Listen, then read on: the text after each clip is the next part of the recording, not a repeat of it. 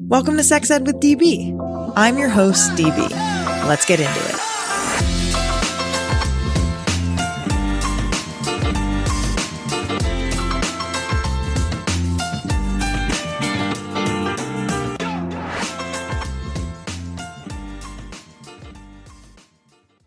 Let's talk about Future Method's beautiful new glass sex toys.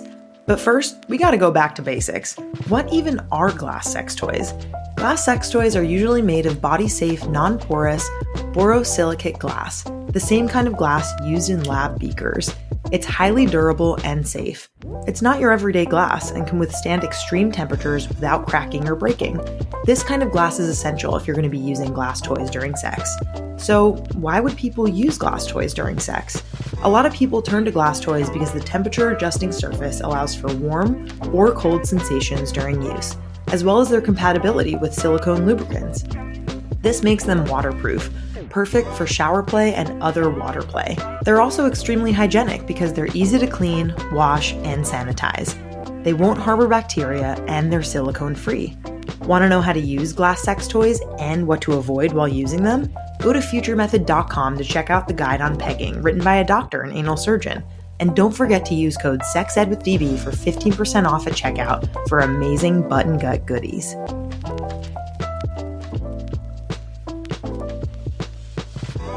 Ever since getting engaged to my wonderful fiance, I've been thinking about ways to keep things fun and novel between us, but I, of course, want it to feel organic. I want to be able to feel sexy and comfortable in my body while trying something new. Thanks to Lion's Den, a new adventure I've been exploring is the world of lingerie. I never really was a big lingerie girl myself, but once I started trying on lingerie that accentuated my curves, felt super soft to the touch, and made me look in the mirror and felt wildly confident in my skin, that changed pretty quickly. Plus, when I searched for what I might like on Lion's Den's website, I saw models that actually looked like me. They were curvy and thick and voluptuous, and it made all the difference to see models that have my body type. Want to join me in my new lingerie chapter? Right now, you can use code SEXEDWITHDB for 15% off your purchase in-store and online at lionsden.com. Follow them on social media at Lions Den Adult on IG and TikTok for exclusive offers, deals, and giveaways.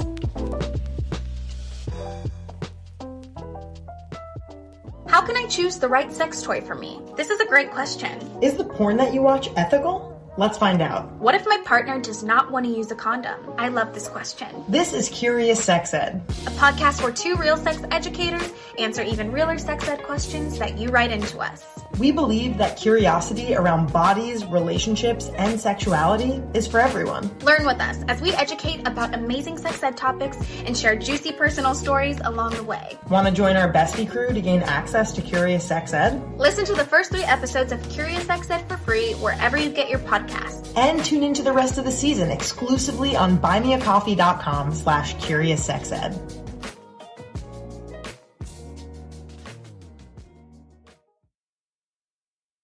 What is up? I am so excited. Sorry, coming in really hot, but I'm really, really thrilled, beyond jazzed even, for you to hear this episode with Goody Howard. I'm so glad that I came across Goody. I was listening to an Evian Whitney podcast episode, and I heard Goody Howard on it and was like, I need to know this person. She is incredibly dynamic and magnetic and is really a marvel to listen to, and I really know that you will feel the same. I'll let her introduce herself during our interview, but in this episode, Goody and I talk about all things sex ed, from her story from being an accountant to a full-time pleasure professional, to a sneak peek at Goody's workshop called Lick, which is a workshop for performing oral sex on penises, to some really important DEI and sexuality education work that Goody does in corporate environments and college campuses. And we just somehow talk about so much more than that, even though I can't even begin to articulate how wonderful this interview was. So a couple reminders before you head over to Goody. If you didn't know what Curious Sex Ed is, Curious Sex Ed is hosted by me and by Mariah Caudillo, who runs Sex Ed Files. And we are real sex educators answering even realer anonymous sex ed questions. We believe that curiosity around bodies, relationships and sexuality is for everyone. And we want you to learn with us as we educate about amazing sex ed topics and share some juicy personal stories along the way. So if you want access to all of these wonderful, amazing sex ed episodes through Curious Sex Ed, go on over to buymeacoffee.com/CuriousSexEd, and you can join our bestie crew for $9 a month, which me and Mariah will use essentially for our expertise and for our efforts. I think it's really, really important to talk about how much work sex educators do for free. And if you're listening right now and feel like you've gotten a lot out of this episode, I would love it if you went over to curioussexed.com/buymeacoffee, and you can just buy me one coffee if you are not interested in joining our bestie crew every month. That's totally great. If you aren't into spending any money at all, just share this episode with a friend. If you really, really enjoyed it, it means a lot.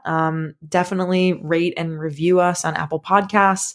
It's a really big deal for us as podcasters to be able to get good ratings and reviews, because it really, really helps get more people to find us and to listen to comprehensive sex ed.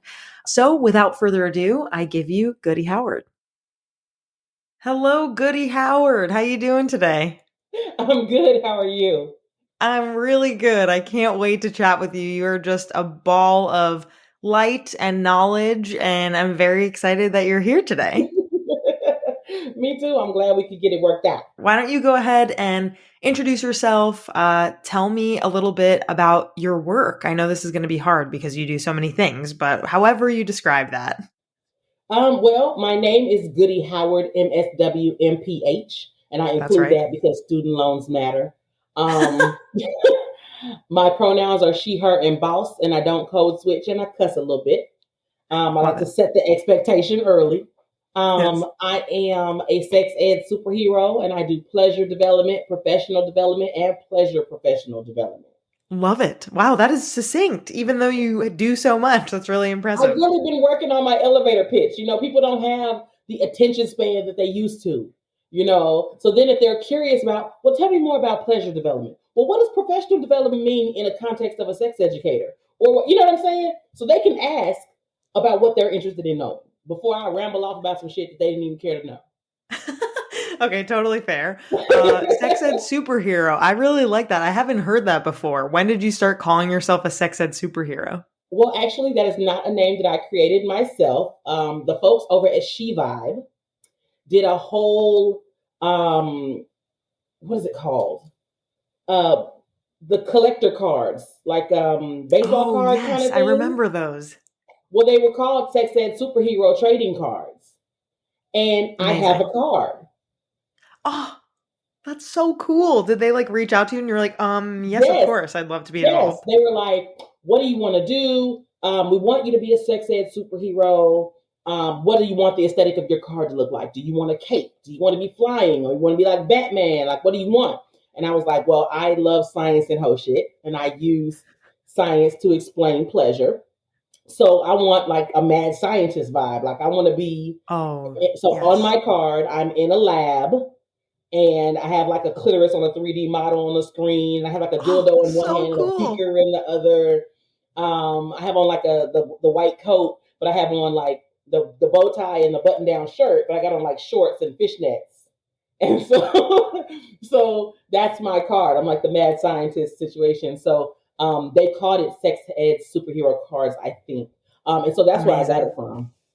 Wow. Incredible. Very cool to be on your own, cartoon superhero card. That must have been really neat. It was super special to me because my dad used to draw comic books. Oh, wow. And so it was really special to me because he used to do that for a living. So it was cool. And then my son has the 8x10 in his room because he thinks he's 19. And, teenagers don't think anything is cool. Right. So, and this happened when he was 15, I think. And so he thought it was just the dopest shit he'd ever seen. So he has like the 8x10 in his room, and I signed it and everything. So Oh my God. What a proud son. That's really, yeah, that really made sweet. me happy because teenagers don't like shit. So Yeah, yeah, like getting any attention from my 23-year-old brother, I'm like, I'll do whatever you say. Like you somehow are just like the epitome of cool to me, even though you're kind of an asshole, which is like, that's fine. I think that's what they're going for is like the right, Gen Z folks like know that they're the shit, but like I'm annoyed about it, but it's okay. because we didn't have at 23 that confidence didn't live in me yet. Right. It's like Maybe it their was a light little late. came on earlier. Right. Well, we'll talk about Gen Z later. I'd love to really know your story. You said, you're MSW, MPH, sex ed superhero, you do pleasure work, you facilitate all these things, but I'm wondering what got you into this work in the first place. Well, I have always been the freaky friend, right? I grew up in a sex positive household. It was a body negative household, but it was a sex positive household, which is a unique dichotomy to have. My mom's a nurse, so we learned about sex like very, medicinally, very sterilely. And I think that I've always had the energy that people feel comfortable with asking those kinds of questions about. And I used to do toy parties, which is like Mary Kay for dildos, right? And so you kind of have to differentiate yourself from the people in your area doing what you do. So I would do like little positions, tips and tricks, or little oral sex tips and tricks. And people were like, I pay for this without the toys. And I was like, ding, because I've always been a hustler. Like Pharrell said, I'm a hustler, baby. That's you. And so that's very much me. I've been a hustler my whole life. And so I basically started to flesh out workshops as a result. And so it just kind of just started snowballing and growing. And honestly, I've been doing this work 17 years. Wow. By word of mouth, I've been doing it full time for 7 because I used to do accounting. My bachelor's is in business. I've been profitable for the last 4. Profitable meaning I make more than I made at my full-time job. I made money doing it for the last 17 years, but I made more than I make as an accounting professional in my line of work now. Amazing. And it's Congratulations. just really interesting to see how it's grown and the different ways I can apply what I do. And it's a whirlwind, and I'm living my dreams. I'm so excited and so grateful because I know everybody can't. Yes, I'm incredibly happy for you. I mean, so much hard work, so much creativity, dedication has gone into your career, and 17 years full-time for the last 7, making more money than your full-time job for the last 4. Like that's very inspirational as someone who's been doing this work for 6 years and been doing it full-time for the last 2 and also been making more money than I was, and I also have my MPH. So go MPHs. Yes. When you got your MSW MPH, was that one program or like what was that like? So I found the Women of Color Sexual Health Network in 2016. And I was like, oh shit, they're paying their grown lady bills with sexuality work, right? So I started investigating and asking people like what their backgrounds and their training and stuff. A lot of them had MSWs, a lot of them had MPHs.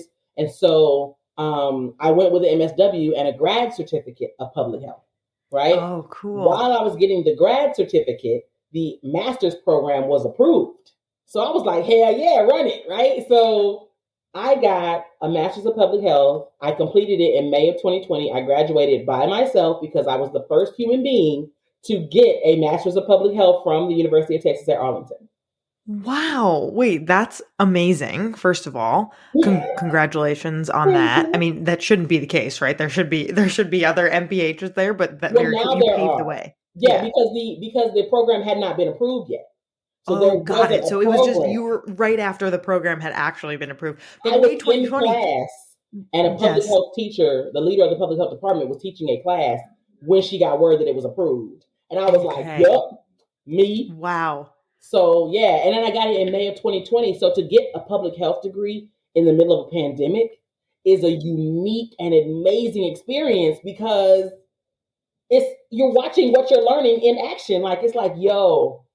That's when I graduated from my MPH was May 2020. Yes. So you know what I'm saying. Yeah, totally understand. And it was so, I wonder if you felt this way too. Like it was just such a strange experience. Like, first of all, like I didn't walk the stage because it was COVID. So like 2 months of our program, 2.5 were completely online and it was just a fucking mess. And it was just really wild to have gone through. My program was 2 years. So doing 2 years and kind of hearing about all these theoretical pandemics and like ways in which to measure success and protect people and all of the trouble and hardship that people go through with different cultures and different backgrounds, and how to get people to listen to certain science when their social media feeds are so, there's just like so much to it. And that's really cool that we share the May 2020 for better and worse timeline. It was, I graduated on Zoom too, but they spent like 5 minutes on me, and then they moved on to the bachelors of public health people. 5 minutes, that's pretty good though. And they did they created a Maverick Trailblazer Award in my honor. So every year, the first year I got to go give the award to the Masters of Public Health student that they deemed worthy of the award, and so that was really cool too. So I mean, like, it's dope to be like a part of history. Wow, that must have been a really, really wild experience. It was dope, do you feel like you use your MSW and your MPH skills in your workshops and like in all of the things that you do now? Absolutely. My dick sucking class is a public health intervention. Like, correct. I use my dick riding class is a public health intervention to increase positive sexual health outcomes. Right. And improve relationship satisfaction. Wow, that's completely correct. And it should be said like that. And we should be talking about like that in school for sure. And so what I'm doing now, I've never pitched anything in my career. Anything I've ever done, people have come to me. So 2023 is the year of the pitch. And so I am pitching Sexual Health is Public Health, which is a lecture that I do. I'm pitching it to the public health departments at colleges. And I have another one called Human Sexuality in Social Work that I'm pitching to the social work colleges, because I think it's important for us to understand how the social determinants of health also include sexuality, orientation, and gender expression. Ooh, can you tell me a little bit more about that? Like for instance, social work, right? Human sexuality and social work. Social workers typically work for nonprofits and things like that. They serve underserved communities. They have different priority populations, and they address usually negative public health outcomes, right? So if you are a social worker in HIV, you're going to be dealing with sexually diverse, gender and sexuality expansive human beings. And you need to be able to create a safer space for them. Yes. Right? So public health people, when we're talking about STI and HIV tracking and things like that, the way the tracking is set up is completely wrong. It's like homosexual transmissions or MSM transmissions, men that have sex with men transmissions, right? Heterosexual transmissions. Whereas if a trans woman is in a relationship with a cisgender man and one of them acquires HIV, it's counted as an MSM transmission. Oh.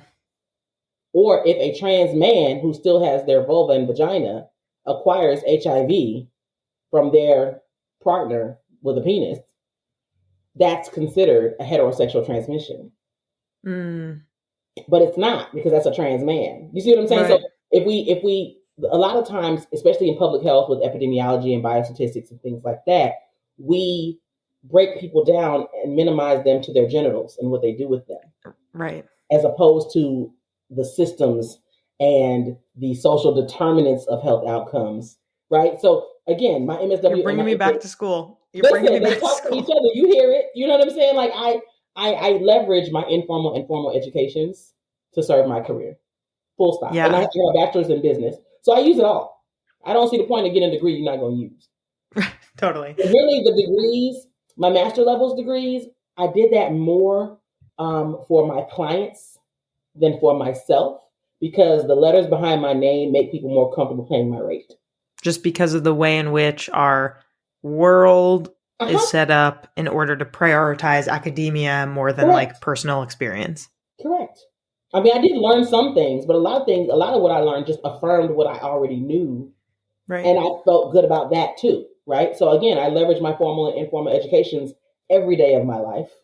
Yeah. To do all of the things. I get to use my creativity. I make all my graphics, I edit all my video, I do all my own stuff. You know? You are very, very impressive to watch and to listen to. And it's really cool just seeing all the amazing things that you do. I really enjoy just like listening to you speak, which is really cool. Thank you. Not only are you so magnetic and so fantastic at public speaking, but you lead so many incredible workshops that have like real knowledge and power that you're like giving people, right? And so like it's like from sex ed trivia to oral sex to rideology, aka an erotic fitness class, right? Dedicated to building stamina, increasing confidence, and adding control to being on top. That's fucking brilliant. I've never heard of a class like that. So smart. And I would love for you to do like a mini oral sex 101 workshop for us right now for performing oral sex specifically on penises, right? I think like there are a lot of things that you could highlight here, but I'm just wondering, what do the listeners need to know that you can maybe share like a few tidbits here? And then what else would they really learn in depth in your workshop? Okay. Well, in both of my workshops, the oral sex on a penis is called lick, and oral sex on a vulva is called lip service. Because, why not? But oral sex is oral sex, oral technique is oral technique. And so we go over, in both of those classes, there is a workbook for both classes. We go over the anatomy of the genitals, the anatomy of the mouth, hand, and throat. We go over diet, hygiene, oral sex friendly positions, manual and oral stimulation of the genitals, and how to add sex toys to your oral sex game. So that's what we go over in the workshop. Wow. The biggest thing, I think the biggest takeaway is confidence and enthusiasm are the biggest, best things you can bring to your oral sex game. Oral sex is performance art. And I think the goal of oral sex is to make your partner feel delicious. Like that, I'm talking about delicious, like finger licking good. Like you want your partner to feel like you've been waiting all day to put your mouth between their legs, right? And sometimes we get in our head, specifically on penises, but in vulvas too. Like we get in our mind about, I need to, stroke the penis, cup the balls, do this, and so then it becomes sort of mechanical, and it becomes something you have to do, not something you get to do. And so to reframe and to kind of take the burden off of having to be great off top, I tell people oral sex is performance art, and performance art needs a theme song. So to add confidence to your game, the easiest thing you can do is think of a song that makes you feel sexy. Now, I do a lot of applied linguistics work in my work because words mean things. Okay. So when we think sexy, a lot of people have never felt sexy in their lives because they define sexy as what other people can be, not what they can be. And that does a lot to our confidence, right? Comparison. So I prefer that people drill down on the word sexy. When we say sexy, what do we mean? When I say sexy, I mean confident, I mean beautiful, I mean powerful, I mean attractive, I mean desirable, I mean intelligent, funny, stylish, right? All of the things. And so when you can connect to yourself in other words that also mean sexy for you, you show up different. So get a song in your head that makes you feel like that, like when you get dressed and your outfit is popping and you have a good hair day, like you just feel it. You walking down the street and that song that's in your head right then, perform oral sex to that song. Not only does it do something just energetically for you, it also gives you a rhythm to perform to, because the key to gag reflex control is breath control. So you have a rhythm now to perform to. Your breathing and all the things, your partner is now going to match your breathing and all the things, and the body rhythms will go together. You can hum into your partner's genitals, which adds a rumble and a vibration that feels amazing, adds layers to the pleasure. You can mouth some of the lyrics to the song into their body. Be it, if it's on the mic, you can rock the tip of the mic and just mouth the lyrics into the, you know what I'm saying? If it's a vulva, you can just like go in deep and just kind of lip the words. So it just adds, and it's like, it's a cheat code because you feeling good. You in it with the song. So now you rocking the mic to the song or you rocking the headphones to the song and humming and breathing, and your body, you should be performing oral sex with your entire body. That really gives me a whole new perspective on the way in which it, like this idea of you get to do this. Like how lucky are we that we get to give our partner this kind of pleasure? And if you're in your head, you're framing it as your partner's pleasure. The way I teach, I frame it as the pleasure of the person performing. Totally. Because dudes be like, oh, that's right, you need to teach these women how to please their man. First of all, I'm not only teaching women how to suck dick. Anybody that want to learn how to suck dick can learn. Anyone can. I'm teaching a behavior. I'm teaching a sexual act. So anybody interested in sucking dick can come to this class. Anybody interested in riding dick can come to this class. Right. First of all. Secondly, I don't care about the person's pleasure that's receiving the oral sex. If you're not enjoying it, it doesn't matter. As the very first thing, you have to be the one. Like, you need to be connected to the pleasure that you're providing. Right. And that's how it turns from something you got to do to something you get to do because you're enjoying it. If you're enjoying it, you'll do it more. If you're enjoying it, you'll put more into the performance. If you're enjoying it, it can also satisfy you. I tell people, if you have not reached orgasm from performing oral sex, your life is incomplete. Whoa. Okay, so while using hands or a toy on yourself, or possibly. So here's the science and whole shit, right? So, like, if you're moving and you're grooving and you're performing oral sex, you're getting, aroused and stimulated as well. If you want to use a toy on yourself, on your own genitals, while you're performing on your partner, great, right? And you can reach orgasm that way. You reach orgasm with your partner's genitals in your mouth is an amazing experience. What happens is you sort of create this operant conditioning, this Pavlovian response. Like, that felt really good last time. I'm going to do that again. And what happens is, as your body starts to get that muscle memory in place, it may get to a point where you don't need the toys anymore.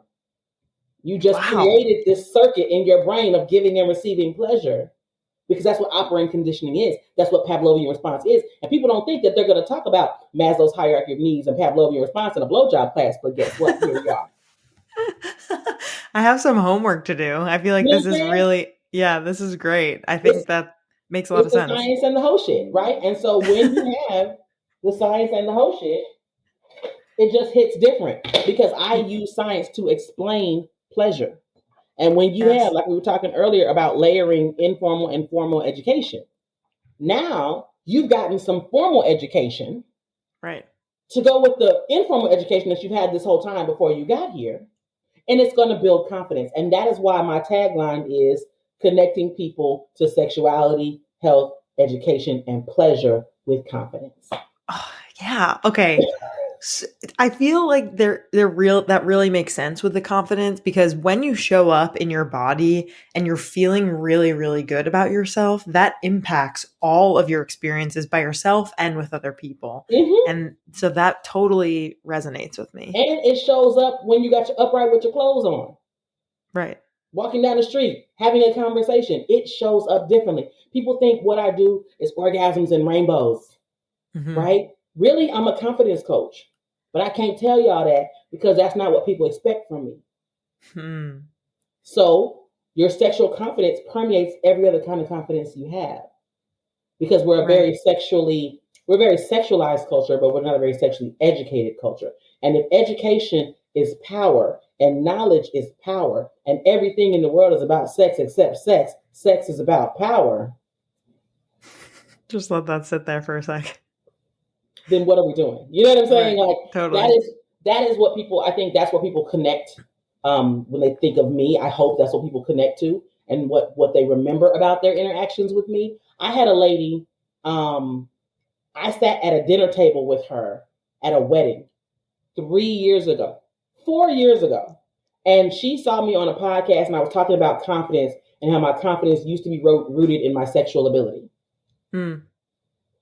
And how now my confidence is not rooted in my sexual ability. It's rooted in everything other than what I look like and everything other than what I can provide other people. It's rooted in my intelligence and my style and my sense of humor and like all of those things. It's not about what I look like. And she commented on the podcast. She was like, we were at a dinner event 4 years ago. And I remember thinking, that is a confident woman. Oh, wow. That must feel she good. Was like, I remember thinking that you were confidence goals. Oh, that's really the best compliment. She didn't follow me on social media. We sat at a dinner table. She remembered you. And she commented, and then now she follows me. But like, like that was like, to me, if that's what you remember, I'm doing my job. Totally. Yeah. And I'm sure that it just feeds your already like solid confidence that you have about yourself, like you said. Well, I think I really try not to let other people's things matter to me, Because as a fat black girl in the South, that shit hits different for a lot of different people. I had a video just go viral recently. 4.7 million views on a video that an attendee of another workshop I was a guest in posted. And some of the people and the things that the people were saying, I was like, yo, I'm glad that I think I'm all right. Because they were like, who is she getting on top of? Now she can't ride and get that big old girl down. They was calling me all kind of walruses and commenting on my appearance and my ability. It was just, people that don't know me from a can of paint going out of their way to be disrespectful and dismissive. Right. And I was just like, I live in a very affirming bubble. And the comments, they say never read the comments, right? But the comments are like being a fly on the wall of people talking about you with you not in the room. Right. Yes. Which means it could go any way. So, oh my God, I'm so glad that you said that, because there's so much, of course, like if you're in the public eye, right, there's going to be love, there's going to be hate, and there's going to be everything in between. And when I get hateful comments, I like to comment back, someone's on the other end of this, right? And usually people reply, you're sorry, that wasn't very nice. Like, I think that, and not like that's your responsibility to talk to these like hateful people, but I just think that it's interesting that when you get called out like that in a way that's like, hey, don't forget, like, I'm a human being with feelings, and you don't even need to say anything if you don't want to. I didn't say any. I commented like, this is crazy that y'all are going out y'all way to disrespect somebody y'all don't know. And someone commented under my comment like, well, you can't ride dick, and you can't get mad if people saying you can't ride dick, da da da da. And I was like, and I replied to him because he replied to me. Right. And I was like, you really doubled down on the disrespect. I was like, you should be embarrassed, but you're obviously not that self-aware. And I was like, I've gotten 16,000 followers in the last 4 days. Oh, wow. My email list is booming, and so are my sales. So your hateful ass opinion is just that, an opinion. Joke's on you. So keep it cute, my boy. You know what I'm saying? That's what I said to him. I was like, keep it cute, my boy. Like, I don't have time for this. Like this, the negativity is a fraction of the positivity. Right. And I really have to hold on to that, because I don't want to be famous. If I'm really being honest with you. I feel like that too. It's like, I don't want to do that shit. I've been popular my entire life. Yeah, I believe it. My entire life, I have been popular.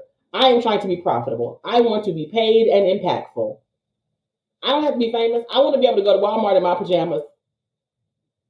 But I can't. I can't do that anymore. Is a great way to say that. I feel the same exact way. I like see some of my friends who are in the sexual health space, and they have, like 500,000 followers, and like Fox News is after them, and they are just like, their name is in the headlines. And I'm just like, I just want to kind of, I really love how you said that. Get paid and be impactful. Like that's just it. I don't need y'all to maintain. Know me. People hear my voice and know, like here in Dallas is a small town in a big city. So I can't go nowhere. I can't People say come up to you and want you to chat with them. I mean, no, it'll be they recognize me from something that they've seen me on, or even when I'm in my mask, they recognize, they hear my voice. Oh, I know that voice. I'm just like, oh my God. Is it overwhelming? A little bit. It makes me happy though, because that means that my work is getting out. Sometimes with all of the FOSTA, SESTA, minimizing on social media that happens with our accounts, it does feel good to know that someone is getting the information. Totally. And I don't feel negatively about people like recognizing me or coming up to me. It's just new. I'm going to get real with you all right now and talk about sex with ourselves, aka masturbation. Masturbation is an incredible way to feel good in your body, really get to know your wants and needs, decrease stress, and get better sleep. Simply put, it brings us pleasure. Who doesn't love getting pleasure, especially in this super duper stressful world we're living in today? Something that personally brings me a lot of pleasure is Uberlube. I've been using Uberlube for years now, and I cannot recommend it enough. I use Uberlube because it lasts super long, I like that it's compatible with condoms, and you can use it for other purposes like to prevent chafing, which athletes love, and it can even go in your hair to tame, detangle, smooth, and condition it. Pretty freaking cool if you ask me, and hairdressers think so too. If you want to give Uberlube a try, join me in using it for pleasure. Use code SEXEDWITHDB for 15% off at uberlube.com.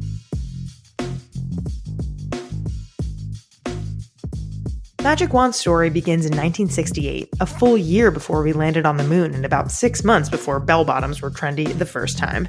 This is when the Magic Wand, the original personal massager, was first introduced, and I am so glad it was. No one expected that this unassuming device would soon become one of the world's most recognizable products. The Magic Wand Original exemplifies the phrase icon, and now it shares the spotlight with 3 equally impressive models. Magic Wand Plus, a corded variable speed massager, Magic Wand Rechargeable, a cordless multifunction device, and the first ever Magic Wand Mini, a new, compact, adorable, rechargeable massager. Every product that bears the Magic Wand name features the legendary power and historic pleasure that took the world by storm more than half a century ago. My personal favorite Magic Wand is the original. They sell millions every year, and for good reason. It's powerful and brings so much pleasure in all the right places. Want to get a discount on this amazing powerhouse? Go to sexedwithdb.com/magicwand to learn more. We talk a lot about sex ed, but when we're shopping for products to support our sexual wellness, exploration, and expression, we head to the experts at Lion's Den. For 50 plus years, Lion's Den has been a leader in adult products. Whether you want to explore a new kink or add a little romance to your evening, Lion's Den has something for all. Each location is brightly lit and staffed with the very best experts in pleasure, passion, and romance, so you can feel comfortable and confident in your purchases. Lion's Den is offering our listeners 15% off your purchase in-store and online using code SEXEDWITHDB at lionsden.com.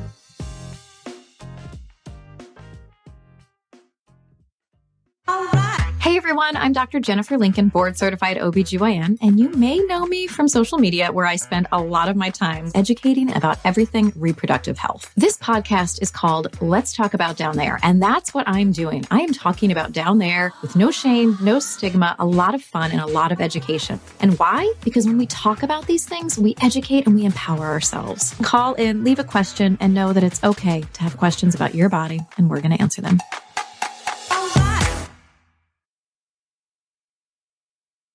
Transitioning a little bit to your DEI work, you work in, corporate and collegiate spaces, and in these spaces, you have a quote on your website that I really liked, which is, you're determined to eradicate stigma and improve sexual responsibility. Yes. And I'm wondering, what does this really look like in your sessions on the ground? So on college campuses, it's very unique because sometimes I'm doing work for the faculty, sometimes I'm doing work for the students.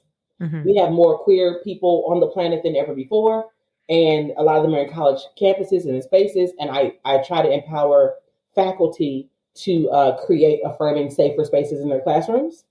So I teach them about sex, gender, and orientation and how they're 3 different things and navigating pronouns and blah, blah, blah, so that they can come from a harm reduction standpoint and support their students.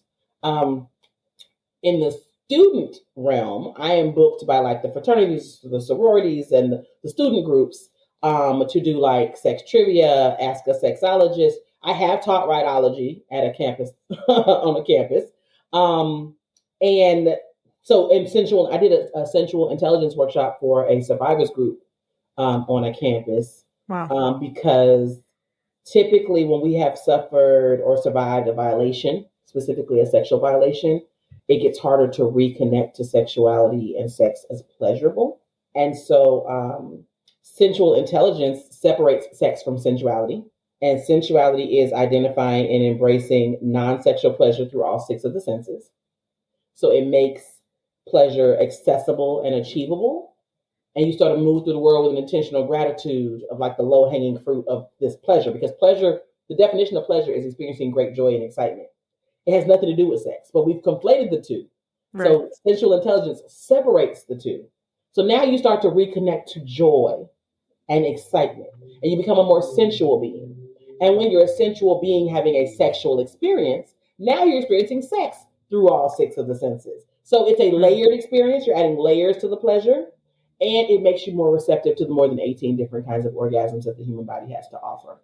18? More than 18. Wow. And then I talk about those. I just briefly go over the 18 of the many.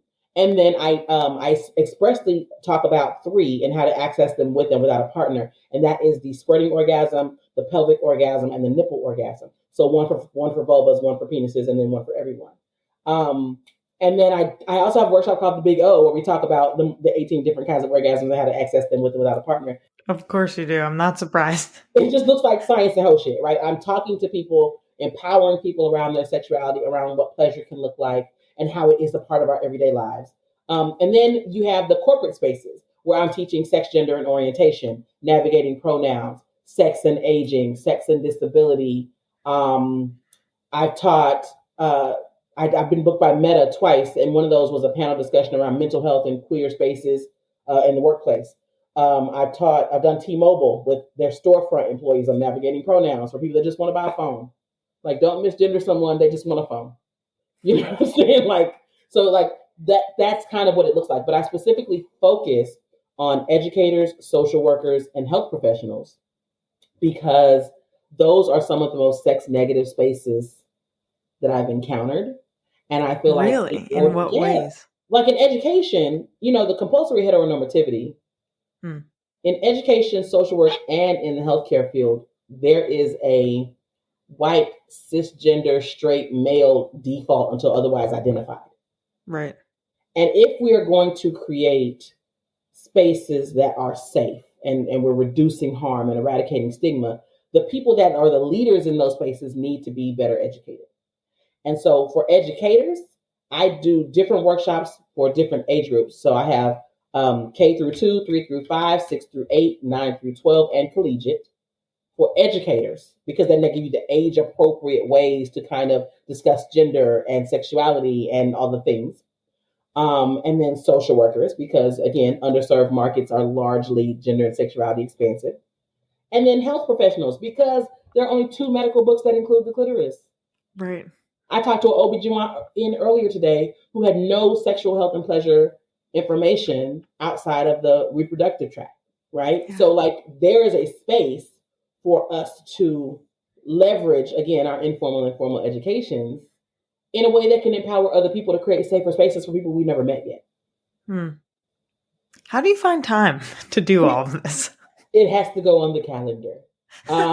You're everything very goes on the calendar. Literally, my mom busy. was like, "Can you cut my hair?" And I was like, "Did you put it on the calendar?"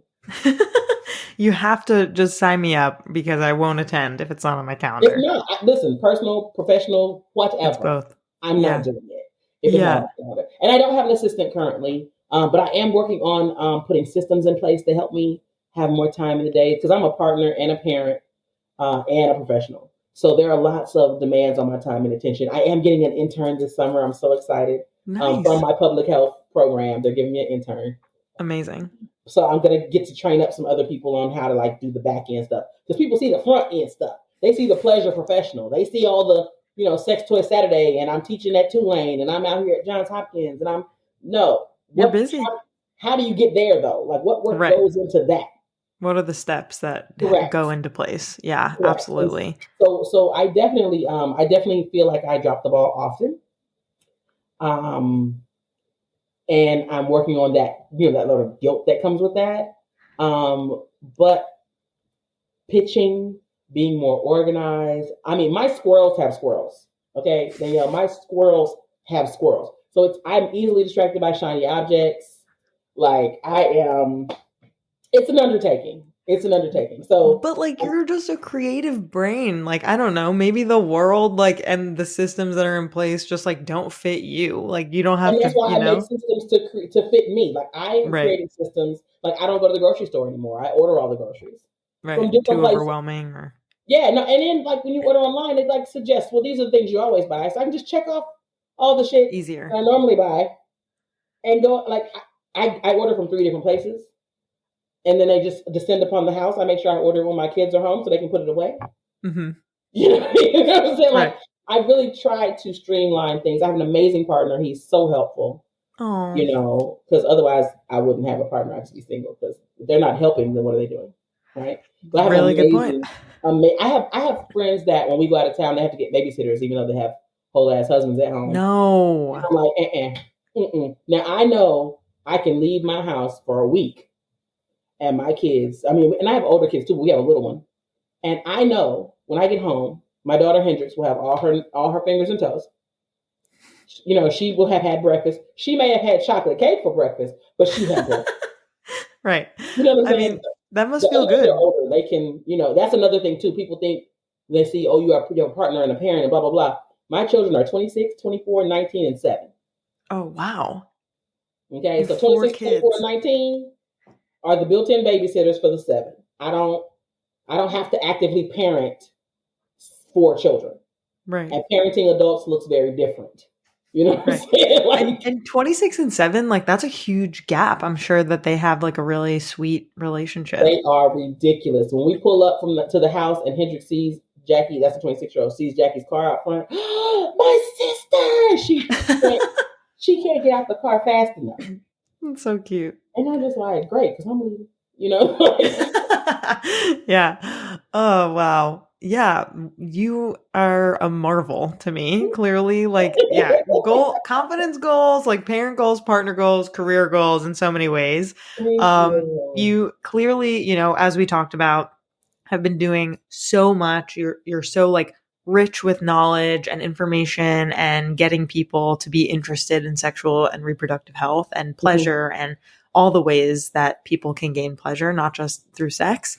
And I'm wondering if there's a specific sex ed topic that you just get so warm and feel cozy about when you teach, you know, how did you come to love talking about this topic? Honestly, all of it. Just the whole thing. I was on a podcast once and the person asked me if I could, any person living or dead, if they could get comprehensive sex ed, who would I choose? And I thought about it for a long time because no one's ever asked me no shit like that. And I said King James. Because if King James had gotten comprehensive sexuality education, the Bible would look real different. Oh, it's Bible stuff. I was like, I don't know who that is. King James is one of the most popular interpreters of the Bible. He's also okay. I'm Jewish, so I don't know much about the Bible. Like, you know, and also in the United States, we're like an ambiently Christian country, even though not for real. Right. And so that's why I said King James, because when you think about the impact that Christianity has had, and how many people read that, on colonization, on the slave trade, on like all of these things that are really horrific times in our, you know, even with Judaism, like the Holocaust and all that was not run by Jews. Right. It was run by people that thought something different and were wrong. Right. Right. And if those people that those ideologies were framed after were probably Christian.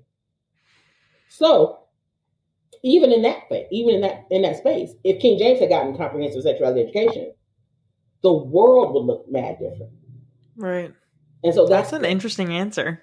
I mean, and so those are the things. So I don't have a specific topic around sexuality that I like to talk about. Human sexuality is so expansive and all encompassing. I can connect the absence or presence of human sexuality education to anything, to school shootings, to abortion laws, everything. The people who's shooting up schools, if they had gotten comprehensive sex ed starting in pre-K, they would understand expressing negative emotion. They would understand boundaries and autonomy and respect and responsibility. And that would look different when their feelings are hurt. They wouldn't need to go shoot up a school because they would understand how to navigate negative emotion.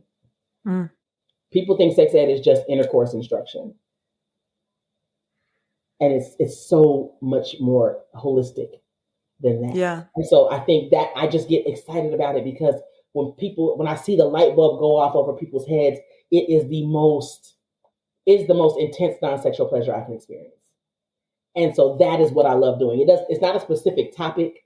I talk about sexuality like it's Tupperware because it is to me, you know, and if we make these conversations regular, because the concept of normal is subjective. It's normal for my son to go, Mom, can you please get your dildos out the sink so I can wash the dishes? Right. I'm sure that's not normal for most people. Right. You know what I'm saying? So the concept of normal is subjective. But if we can make the typical experience be something that is more encompassing when it comes to human sexuality, education, health, hygiene, pleasure, all of these different things that come together, the perfect storm to be sexuality and sexual expression, the world would look so different. And I am wholly engaged on planting seeds for trees I'm never going to sit under. I am determined to be an ancestor. I like that I am metaphor. determined to be someone that the children of the future learn about. And you already are. You already are. And that definitely comes through.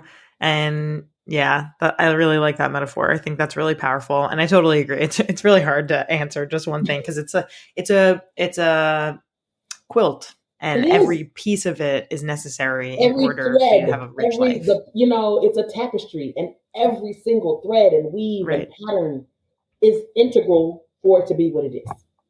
Totally. Yeah, completely. That's like asking me, I do have a favorite kid. And so that's asking me to pick a favorite kid. I do have a favorite. You can't. You won't. Yeah. What are you working on right now? I would love to hear more about your incredibly smart, sometimes hilarious, really, really just on the money merch. And like, this is clearly a part of your business model. Like, tell me what's going on here. What kind of shirts do you have? Tell the people everything. Well, I have shirts, hoodies, and tote bags. I'm starting to do crew neck sweaters too, because I like how the collar pops out, all of the t-shirts, the Goody gear. Pleasure Professional is a newer design. I have some that say sex real big, and they have educator going through the middle. So it's like I have sex educator, sex therapist, sex positive, and sex coach. And so like all of that, I love the Goody gear things. But right now what I'm working on is I'm trying to get sponsorships for my Rideology tour. Cool. A tour. Tour. Yes. I want to do an international tour. And I say international because I'm supposed to be in Toronto and Montreal. That's international. Right. And I've been invited to Australia. Oh, cool. Apparently there's a lot of Goody gang in Australia. So I might have to make that happen.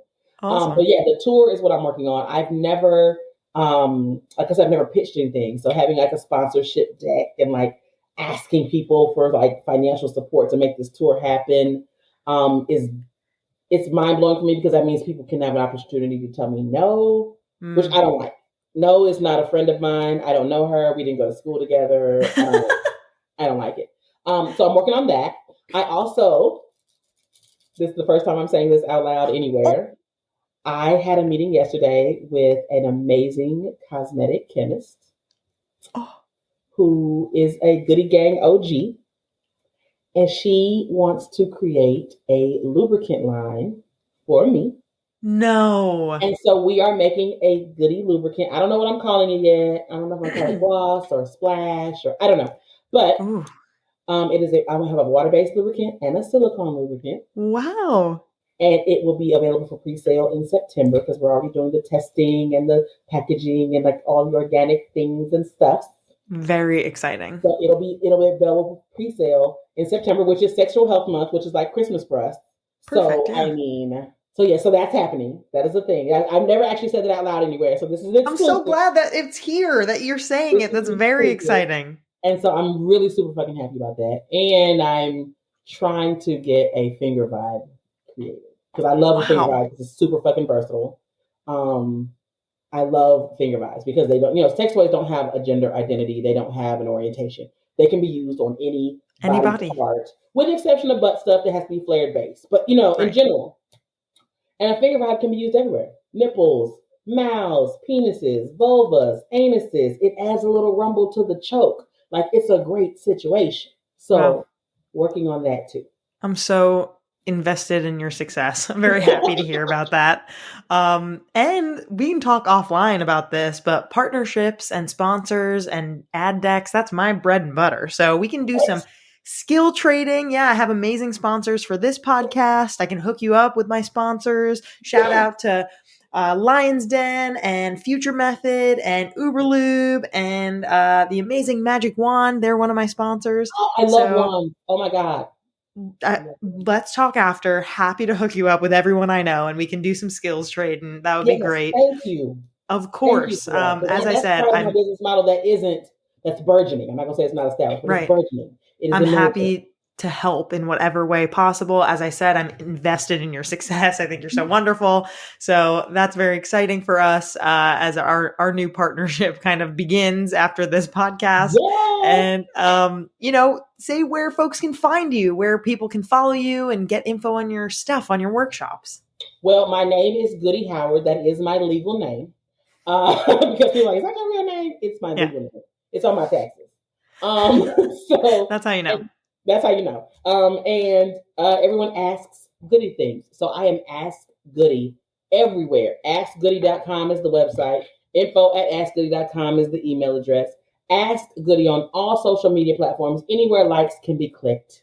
I'm Ask Goody. That's AskGoody everywhere. Amazing. And as a follower of you and a consumer of your content, I can say everyone who's listening should go get your Instagram out right now, get your social media out, your social media of choice, find Ask Goody and follow her. And Goody, this has been so fantastic. Thank you so much for being here. I have another thing for you. More things. So the website, your podcast is Sex Ed with DB, right? Yes. Okay. So if your listeners go to askgoody.com and buy something, they can use code SEXED for 20% off. Oh, amazing. That's a fantastic. So did you all hear that? Pay attention. Askgoody.com. Use code SEXED for 20% off of what Goody has to offer. Yeah. Now that's not for live events, but it does count for workshop replays, Goody gear, and pleasure tools. Yes, and please go check out the Goody gear. It's so phenomenal. I can't wait to buy some stuff myself. But Goody, once again, I'm so glad that we're connected. I'm so glad you're in the world. I'm so glad to learn from you. Thank you so much for being on today. Thank you for having me. This was awesome.